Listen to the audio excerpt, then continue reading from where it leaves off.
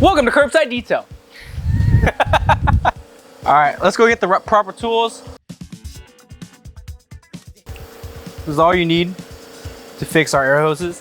Most of our air hoses have been patched up with the repair kit, and it can be reused over and over and over again. So if there's ever a leak or a hole or whatever it is, you can cut it to where the hole is at and remend it back together.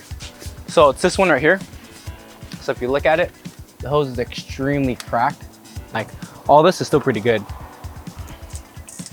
So first, I'm gonna connect it so we can have a good visual of what it looks like right now. So it had a little leak in there. So, but I just fixed that. So first, I'm gonna take this off. It's a flathead. I wasn't sure. It's a flathead. We'll pull it. Pull that sleeve back. I'm about to cut it. See, this is just falling apart. But this is the mender that goes in to the hose, and this tightens it. I never have the quick connect, so there's no reason for me to take this apart.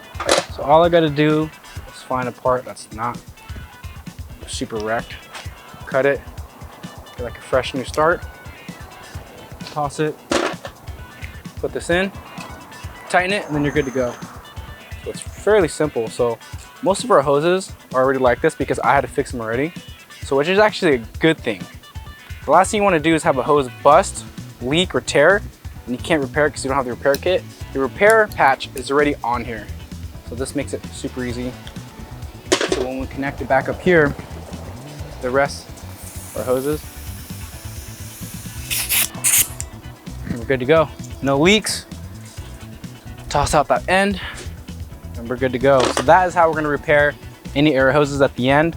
There are some hoses where we mend them together, so two hoses we put together. If that ever comes loose and pops off, all you can do is put it back in and tighten up the ring. And that's how simple it is.